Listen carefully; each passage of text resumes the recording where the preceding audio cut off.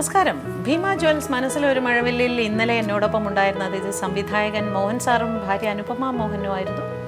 നമസ്തേ. ഇന്നലെ എങ്ങനെ വീട്ടുകാർ സമ്മതിച്ചത് ചേച്ചിയുടെ? അയ്യോ, അത് ഭയങ്കര പ്രശ്നം. പോലീസും കൂട്ടിയിട്ടോ? കൂട്ടിയൊക്കെ ഇട്ടു. കൂട്ടിയിട്ടു. മോനായിട്ട് ഹീറോയിസ് ഒക്കെ കാണിക്കേണ്ടി വന്നോ? ഭയങ്കരമായിട്ട്. ഞാൻ നേരെ മോർണിംഗ് ഫ്ലൈറ്റിന് ഞാൻ ഹൈദരാബാദിൽ പോയി. അങ്ങനെയാണോ ഇവര്? ഞാനും അബ്രാം സാറും കൂടി നമ്മുടെ അപ്പോൾ എല്ലാ സെറ്റപ്പും കൂടി റെഡിയാക്കി. അവിടുത്തെ IG അന്ന് അവിടെ ഭയങ്കര കർഫ്യൂ, വെടിവെപ്പ്, കുന്തം കൂടച്ചക്രം, ഭയങ്കര ബഹളം നടക്കുകയാണ്. എന്നെ സ്വീകരിക്കാൻ വേണ്ടിയിട്ട് വന്നത് രഘുവേട്ടനാണ്.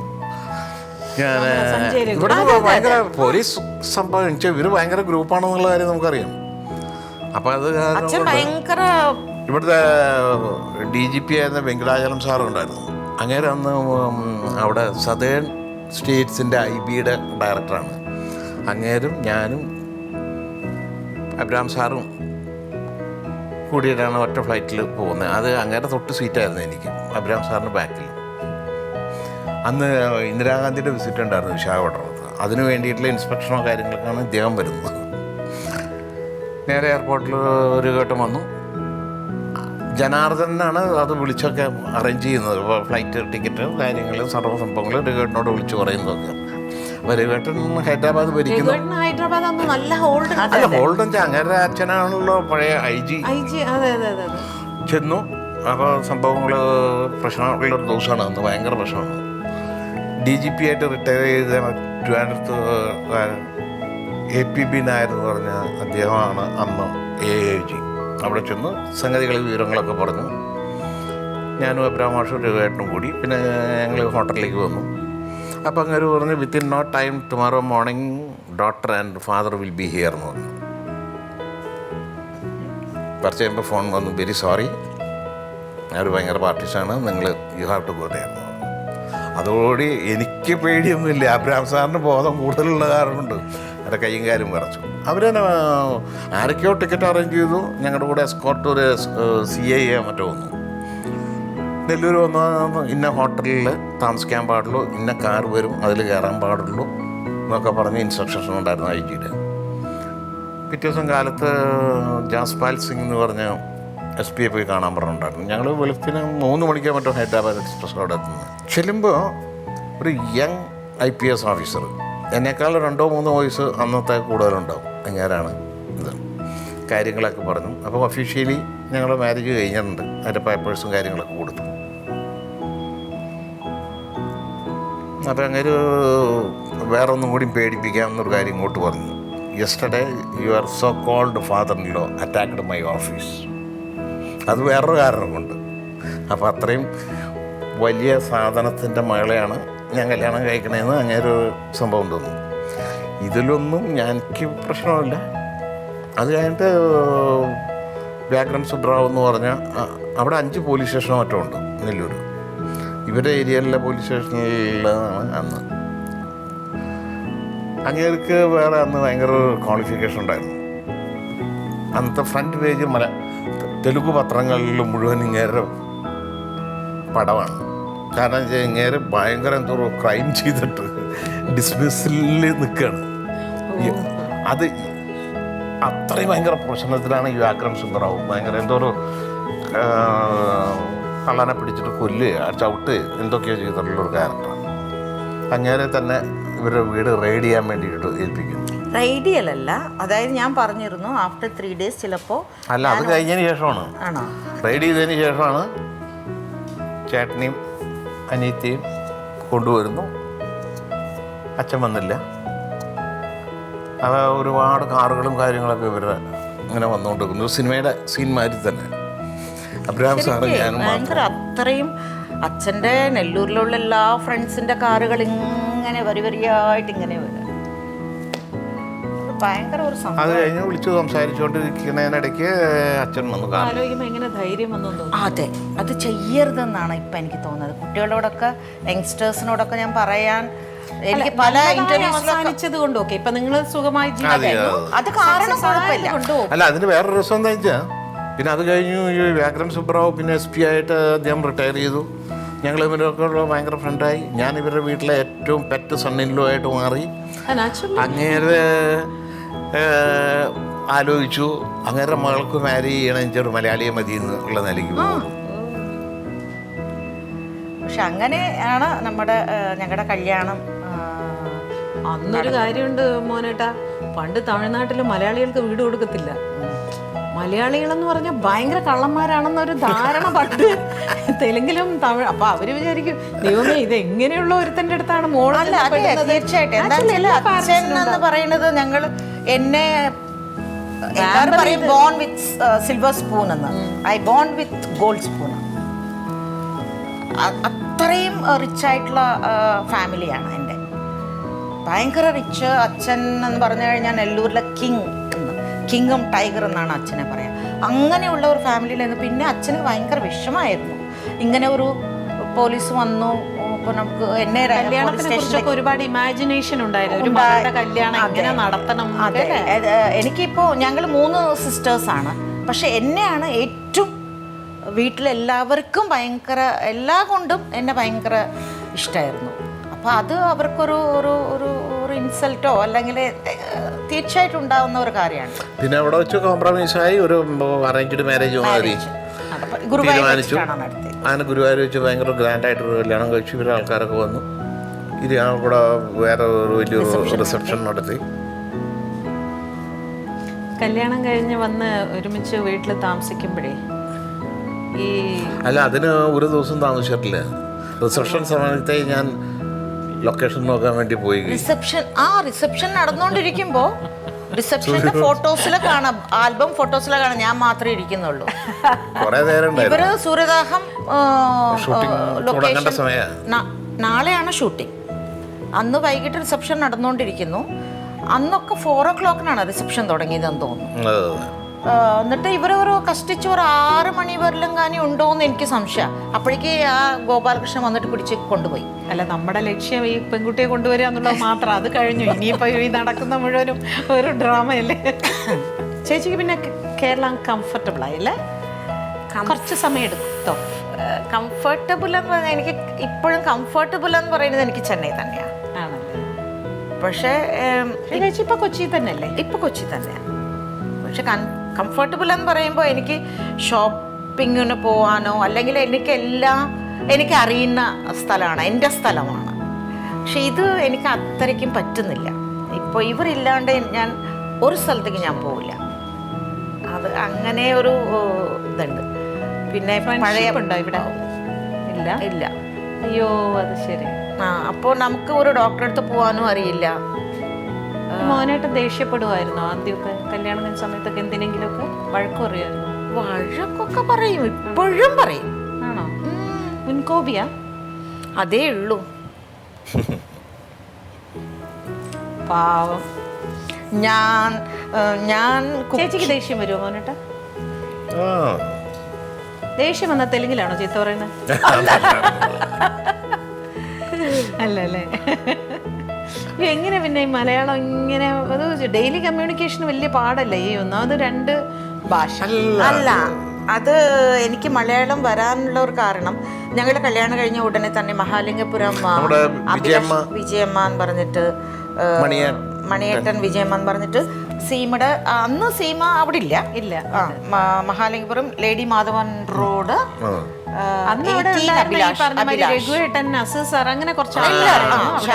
ഇവരവിടെയുണ്ട്.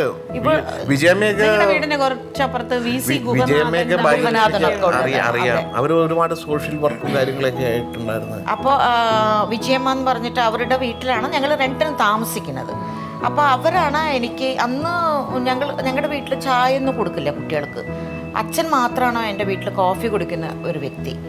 അപ്പോൾ ഇവർക്ക് ചായ വേണം കാലത്ത്. എനിക്ക് ചായ ഉണ്ടാക്കാൻ അറിയില്ല, ഒന്നും ഉണ്ടാക്കാൻ അറിയില്ല.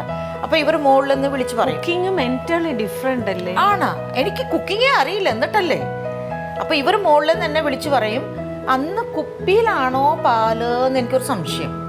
അപ്പോൾ ഇത് വന്നു കഴിഞ്ഞാൽ അന്നൊന്നും കവർത്താലില്ലേ? അപ്പോൾ പാല് കാച്ചി കഴിഞ്ഞാൽ ഒരു പാത്രത്തിലേക്ക് ആദ്യം കുറച്ച് പാല് മാറ്റുക, അത് തൈരിന് വേണ്ടിയിട്ട്. ബാക്കി പാലിൽ 2 ഗ്ലാസ് വെള്ളം ഒഴിക്കുക, എന്നിട്ട് അത് ചായ ഉണ്ടാക്കുക. ഇന്നും ഞാൻ അതേ തന്നെയാണ് ഫോളോ ചെയ്യുന്നത്. അതിൻ്റെ അപ്പുറത്ത് ഇവർ പറയും ഡിക്കോഷൻ സെപ്പറേറ്റ്, പാല് സെപ്പറേറ്റ്. എനിക്ക് ആ ചായ ഉണ്ടാക്കിയ ശരിയാവേ ഇല്ല. ഞാൻ അന്ന് പഠിച്ച അതേ ചായയാണ് ഞാൻ ഇന്നും ഇപ്പൊ ഉണ്ടാക്കുന്നത്. കേരള പാചകമൊക്കെ പഠിച്ചോ? ഓ, എല്ലാം ഞാൻ നന്നായിട്ട് കുക്ക് ചെയ്യും. അതെയാ? യെസ്. എൻ്റെ ഭർത്താവിന് മാത്രം ഇഷ്ടമില്ല. പക്ഷേ ഇന്നലെയൊക്കെ എൻ്റെ സ്റ്റുഡൻസ് പറയുണ്ടായിരുന്നു, ടീച്ചറിൻ്റെ ഇതൊക്കെ ഞങ്ങൾ ഫേസ്ബുക്കിൽ ടീച്ചറിൻ്റെ റെസിപ്പീസ് എന്ന് പറഞ്ഞിട്ട് ഞങ്ങൾ ചെയ്യാൻ പോവാണ്. അങ്ങനെ എൻ്റെ കുക്കിങ്ങിനെ എല്ലാവർക്കും ഇഷ്ടമാണ്. ഇത് റെഗുലറായിട്ട് കഴിക്കുന്ന കാരണം ആയിരിക്കാം. പക്ഷെ വേറൊരു കാര്യം, ആ ഇന്നലെ പറഞ്ഞ കുട്ടി തന്നെയാണ് പറയുന്നത്, ടീച്ചർ പറയാറില്ലേ സാറിനെ അങ്കിളിനെ ടീച്ചർ ഉണ്ടാക്കിയാൽ മാത്രം കഴിക്കുള്ളൂ എന്നുള്ളത്. അത് ഇതാണ് സീക്രട്ട്, വേറെ ഒന്നല്ല. അത് ടീച്ചർ മനസ്സിലാക്കുന്നു. അപ്രീഷിയേറ്റ് ചെയ്യോ മോനേട്ടൻ? അല്ല, ഒന്നിനെ അങ്ങനെ അങ്ങോട്ട് അപ്രീഷിയേറ്റ് ചെയ്യുന്നൊരു സ്വഭാവം എനിക്കില്ല. അതെന്താ മോനേട്ടൻ? അത് അങ്ങനെ അപ്രീഷിയേറ്റ് വെച്ചാൽ പിന്നെ പ്രത്യേകിച്ച് പറയേണ്ട കാര്യമുണ്ട്. നന്നല്ല ബോറായിട്ടുണ്ടെങ്കിൽ എന്ന് പറയില്ലേ? അതാണെങ്കിലേ അല്ലെങ്കിൽ നന്നല്ല എന്ന് പറയുമ്പോ മോശം, നന്നാവുമ്പോ നന്നായിട്ടുണ്ടെന്നും പറയില്ല. എന്താ മോനേട്ടാ? അല്ല, മിക്കവാറും നന്നാവും. പിന്നെ എല്ലാം നന്നായിട്ടുണ്ട് എന്ന് പറഞ്ഞുകൊണ്ടിരിക്കാൻ പറ്റും. അപ്പൊ അങ്ങനെ എന്നെ കൊണ്ട് ഇത്രയൊക്കെ ഏഷണി ഉണ്ടാക്കാൻ പറ്റും കേട്ടോ. അപ്പൊ മോനേട്ടാ ഇനിയിപ്പോ പുതിയ സിനിമകൾ ചെയ്യാൻ പോകും അല്ലേ? അതെ. ഇൻഡസ്ട്രി മാറിയത് നമുക്ക് ടെൻഷൻ ഉണ്ടോ? അല്ല, അത് കാലാകാലങ്ങളിൽ വരുന്ന മാറ്റം നമ്മൾ നമ്മ പലരും പറയുന്നത് പഴയ ആൾക്കാർ ഔട്ട്ഡേറ്റഡ് ആവുന്നുണ്ട് അല്ലെ? അപ്പൊ ഇങ്ങനെ പുതിയ സിനിമകൾ അത്തരം കാര്യങ്ങളൊക്കെ മോനേട്ടൻ കാണാറുണ്ടോ? എന്താണ് ഇപ്പോഴത്തെ സിനിമയിൽ വന്ന് സിനിമകളൊക്കെ കാണാറുണ്ടോ? ഞാൻ ഏറ്റവും വലിയ എല്ലാ പടവും തിയേറ്ററിൽ പോയി കാണും. മദ്രാസിലുള്ളപ്പോൾ ഒരു സിനിമയ്ക്ക് പോലും ഞങ്ങൾ പുറത്ത് പോയിട്ട് കണ്ടിട്ടില്ല. വല്ല പ്രിവ്യൂ, അതും കുട്ടികൾക്ക് എക്സാം ഇല്ലെങ്കിൽ അങ്ങനെയൊക്കെ കൊണ്ടുപോകുള്ളൂ. Night show കൊണ്ടുപോകില്ല. അങ്ങനെയൊക്കെ ഒരുപാട് റൂൾസ് ആൻഡ് റെഗുലേഷൻസ് ഉണ്ടായിരുന്നു. പക്ഷെ ഇവിടെ അങ്ങനെയല്ല. ഒരു ഉച്ചയ്ക്ക് ഒരു ഉറക്കം കണ്ടിട്ട് കഴിഞ്ഞാൽ പറയും 5 മിനിറ്റിൽ റെഡി ആവോ, നമുക്ക് ഇപ്പൊ സിനിമയ്ക്ക് പോകാന്ന് പറയും. ഞാൻ എല്ലാ പടങ്ങളും ഇപ്പോഴത്തെ സിനിമയുടെ ഒരു ഇത് വെച്ച് നോക്കുമ്പോൾ നമുക്ക് മമ്മൂട്ടി മോഹൻലാലിനെ വിടാം. കാരണം എല്ലാവരും പറയുന്ന ഇപ്പോൾ പാട്ടാരാന്ന് വെച്ചാൽ ദാസേട്ടൻ അല്ലെങ്കിൽ മമ്മൂട്ടി മോഹൻലാൽ ഇഷ്ടം അതൊക്കെ ഇരിക്കട്ടെ, അവരൊക്കെ മാറ്റി വെച്ചാലും ഇപ്പൊ ചില ആക്ടേഴ്സ് അല്ലെങ്കിൽ നടനോ നടിയോ കാണുമ്പോൾ ഇവരെ വെച്ച് എനിക്കൊരു പടം ചെയ്യണം അങ്ങനെ തോന്നുന്ന ആരെങ്കിലും ഉണ്ടോ? അല്ല, പണ്ടും അങ്ങനെ തോന്നിയിട്ടില്ല. ഇന്ന ആളെ വെച്ചൊരു പടം ചെയ്യണം എന്നുള്ള കാര്യം തോന്നുന്നു. കാരണം 2 പെൺകുട്ടികളിൽ തന്നെ ഇയാള് ഗംഭീരമായിട്ടുണ്ട് എന്ന് തോന്നിയ ഏതെങ്കിലും നടനുണ്ടോ? ഇപ്പൊ ഈ പടം കണ്ടിട്ട് ഏതെങ്കിലും ഒരു നടനെ കണ്ടിട്ട്? അല്ല, ഞാൻ ഇന്ന് വരെ ചെയ്തിട്ടുള്ള ഈ പടങ്ങളിൽ 2 പടം മാത്രമാണ് ആർട്ടിസ്റ്റിന് വേണ്ടി പടം ഉണ്ടാക്കിയത്. അത് മുഖവും പക്ഷേ അതിന് മുമ്പും അതിന് ശേഷവും ഒരു പടവും ആർട്ടിസ്റ്റിന് വേണ്ടി ഉണ്ടാക്കിയില്ല. എന്നുവെച്ചാൽ ആർട്ടിസ്റ്റിനെ കണ്ടിട്ട് പിന്നെ പിന്നെയും ഉണ്ടാക്കുമായിരുന്നു. ഈ പാർട്ടി ഈ മമ്മൂട്ടിയോ മോഹൻലാലോ എൻ്റെ പടങ്ങളിൽ പിന്നെ അഭിനയിക്കാൻ ഉള്ളൊരു സാഹചര്യം ഉണ്ടായിരുന്നെങ്കിൽ അവരെ മെയിൻ ക്യാരക്ടർ ഉദ്ദേശിച്ചിട്ട് ഉണ്ടാക്കുമായിരുന്നേനെ. പക്ഷെ അത് പിന്നെ ഉണ്ടായില്ലല്ലോ. വേറൊന്ന് അപ്പോഴും എങ്ങനെയൊക്കെ പറഞ്ഞു വന്നാലും അത് എൻ്റെ പടത്തിൻ്റെ ഭാഷയിലേക്ക് വീണ്ടും മാറും. പക്ഷേ എന്ന് പറയുന്നത് ഒരു മെയിൽ ഓറിയൻറ്റഡ് പടമല്ല, ഒരിക്കലും. അതൊരു ഫുൾ, അതിലെ എല്ലാ ക്യാരക്ടേഴ്സിനും അതിൻ്റേതായിട്ടുള്ള ഇമ്പോർട്ടൻസ് ഉണ്ട്. മുഖം എന്ന് പറഞ്ഞ പടം ഒരു പോലീസ് ഓഫീസറുടെ കഥയായ കാരണം കൊണ്ട് ഫീമെയിൽ ക്യാരക്ടേഴ്സ് ഇല്ല. ഒരു ക്യാരക്ടറോ മറ്റോ 1-2 ഇമ്പോർട്ടൻ്റ് ആയിട്ടുള്ളൊരു ക്യാരക്ടർ എന്ന് പറഞ്ഞാൽ ലാലിൻ്റെ വൈഫ്. ഒട്ടും ചെയ്തിട്ടില്ലാത്തൊരു സബ്ജക്റ്റ് അല്ലായിരുന്നു മുഖം എന്ന് പറയുന്നത് അല്ലേ? അത് ശരിക്കും മോനേട്ടന് ടെൻഷൻ ഉണ്ടായിരുന്നു ഒരു ഇൻവെസ്റ്റിഗേഷൻ സ്റ്റോറി ചെയ്യുന്ന സമയത്ത്. അതുവരെ ചെയ്തതെല്ലാം ഈ പറയുന്ന ഫാമിലി ഓറിയന്റഡ് സ്നേഹം, അതെന്ന് പറഞ്ഞു കഴിഞ്ഞാൽ അത് ഒരു നല്ല സിനിമ, വളരെ സിനിമയായിരുന്നു. അത് ഓരോ സംഭവങ്ങളും ചെയ്യുമ്പോൾ ഒരു പോലീസ് സ്റ്റോറി എന്ന് പറഞ്ഞു കഴിഞ്ഞാൽ അതിൻ്റെ കൃത്യമായിട്ടുള്ള ഇൻവെസ്റ്റിഗേഷൻ മെത്തേഡ് പഠിച്ച് ചെയ്തു, നിയമങ്ങൾ പഠിച്ചിട്ടുണ്ട്. അതെ, അത് എൻ്റെ കൂടെ കോപ്പറേറ്റ് ചെയ്തിരുന്ന മണിസ്വാമി, ജോസഫ് മാടപ്പള്ളി, ഞാനും കൂടിയാണ് അതിൻ്റെ കംപ്ലീറ്റ് സ്ക്രിപ്റ്റ് വർക്ക് ചെയ്യുന്നത്. ഒരുപാട് പോലീസ് ഓഫീസേഴ്സായിട്ടുള്ള ഡിസ്കഷൻസ് കാര്യങ്ങളൊക്കെ ഞാൻ ചെയ്തിട്ടുണ്ട്. അങ്ങനെ പിന്നെ ത്രൂ ഔട്ട് സ്ക്രിപ്റ്റ് വർക്ക് ചെയ്യുമ്പോൾ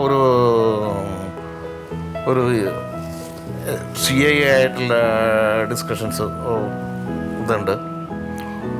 പിന്നെ എൻ്റെ കൂടെ വർക്ക് ചെയ്ത 2 പേർക്കും നന്നായിട്ടൊരു ഒരു ഇൻവെസ്റ്റിഗേഷൻ, ഒരാളൊരു ഇൻവെസ്റ്റിഗേഷൻ ജേർണലിസ്റ്റും കൂടിയാണ് ജോസഫ് മാടപ്പള്ളി. യുവനൈയുടെ ചീഫ് റിപ്പോർട്ടറായിരുന്നു. പിന്നെ ഞങ്ങൾ 2-3 പേരും കൂടിയുള്ള ഒരു കോമ്പിനേഷൻ ആ സ്ക്രിപ്റ്റിങ്ങിന് വളരെ കറക്റ്റായി.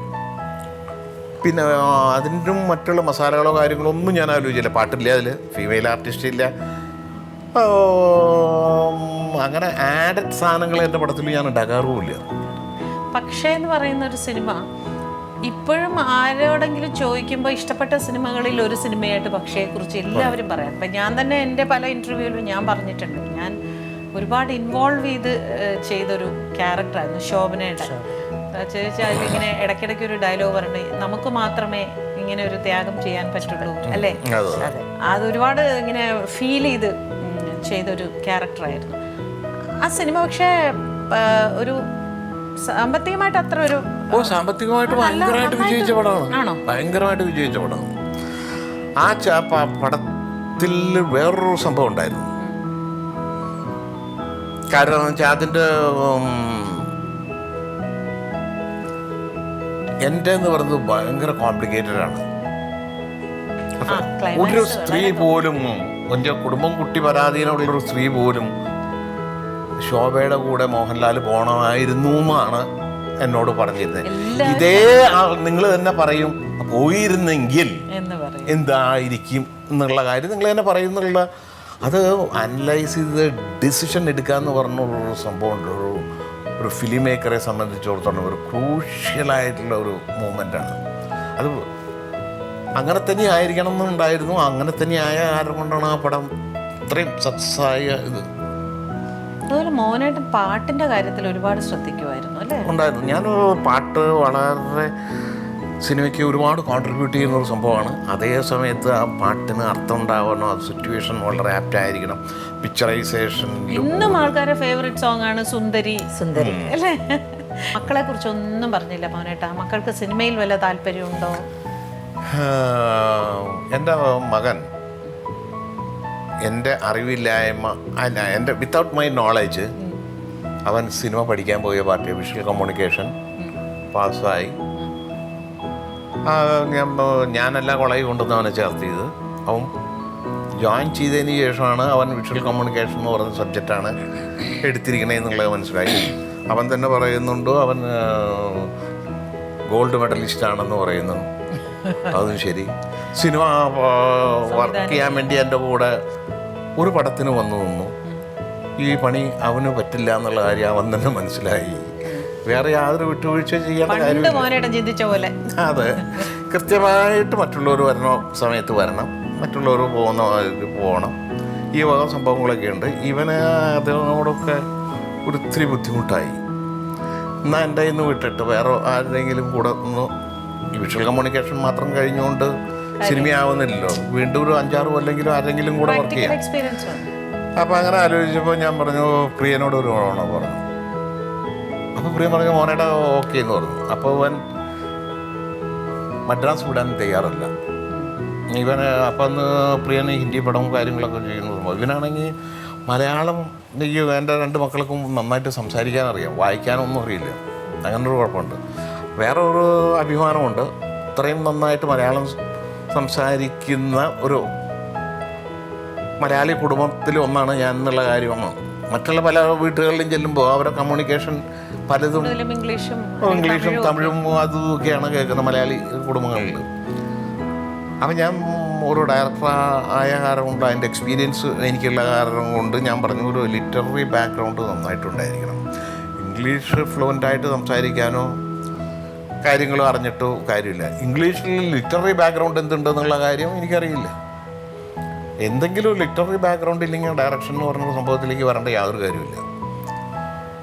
അതിൻ്റേതായിട്ടുള്ളൊരു സ്റ്റോറി സെൻസ് ഉണ്ടാവണം. ലിറ്റററി ബാക്ക്ഗ്രൗണ്ട് ഉണ്ടെങ്കിൽ ആ സംഭവങ്ങളൊക്കെ ഉണ്ടാവുള്ളൂ. അത് കാരണം കൊണ്ട് ഞാൻ വലിയ കാര്യമായിട്ട് പ്രോത്സാഹിപ്പിച്ചില്ല. ഇവനും ആ സമയത്ത് ഇപ്പോൾ ബോംബെ പോയി നിൽക്കാൻ പറ്റില്ല എന്നുള്ള നിലയ്ക്ക് പറഞ്ഞു വേണ്ടാന്ന് വെച്ചു.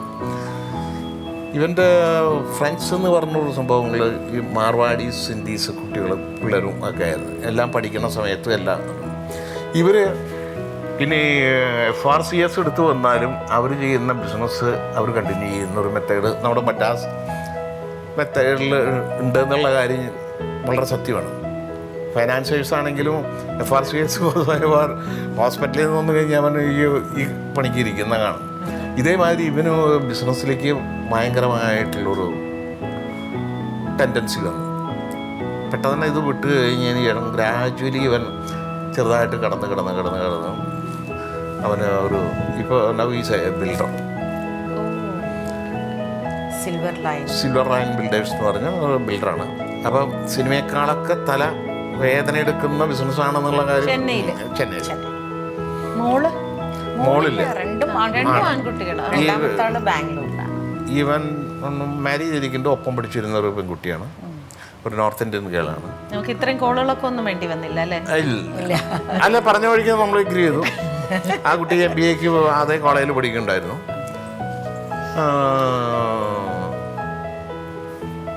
മാരേജ് എന്ന് പറഞ്ഞു ആക്സെപ്റ്റ് ചെയ്തു. അവരുടെ ആൾക്കാർ വന്ന് കണ്ടു. അവർ ഡെഹ്റാഡൂണിലാണ് സെറ്റ് ചെയ്തിരിക്കുന്നത്. അങ്ങനെ ONGCയുടെ ഗ്രൂപ്പ് ജനറൽ മാനേജറായിരുന്നു. അമ്മ ഡെഹ്റാഡൂണിലൊരു സെൻട്രൽ സ്കൂളിലെ ടീച്ചറാണ്. അവർ ഈ കുട്ടി ഒരു ബാങ്ക് ഓഫ് സിംഗപ്പൂരിൽ വർക്ക് ചെയ്യുന്നു. രണ്ടാമത്തെ ആള് ഹോട്ടൽ മാനേജ്മെന്റാണ്. ഇപ്പോൾ നടക്കുന്നോ അതോ കഴിഞ്ഞോ? കഴിഞ്ഞു. ആലപ്പുഴ കരുവറ്റ എന്ന് പറയുന്ന സ്ഥലത്ത് നിന്നാണ്. അവർ ബറോഡ ബേസ്ഡ് ആയിട്ടുള്ളൊരു ഫാമിലിയാണ്. കരുവറ്റയാണ് അവരുടെ തറവാട്. ചേച്ചി ഡാൻസ് ക്ലാസ് ഒക്കെ ആയിട്ട് എൻജോയ് ചെയ്യും. എനിക്കൊരു ഗ്രാൻഡ് സണ്ണും ഉണ്ട്, മോക്ഷ്. ആണോ? അപ്പൊ മോനേട്ടാ നമ്മൾ ഇങ്ങനെ സംസാരിച്ചുകൊണ്ടേയിരിക്കും. നമുക്ക് കുറച്ച് സമയമേ ഉള്ളൂ. സമയം പോയറിഞ്ഞില്ല അല്ലേ? ഇനി ഒരു ദിവസം ഇരുന്ന് വീട്ടിൽ വന്നിരുന്ന് കുറേ വിശേഷങ്ങൾ പറയാം. പഴയ ആൾക്കാരെയൊക്കെ കാണുമ്പോൾ ചിലപ്പോൾ ഭയങ്കര സങ്കടം തോന്നും, കാലങ്ങൾ കഴിഞ്ഞു പോയല്ലോ എന്ന്. നമുക്കൊക്കെ പ്രായമാവുന്നല്ലോ, സങ്കടം.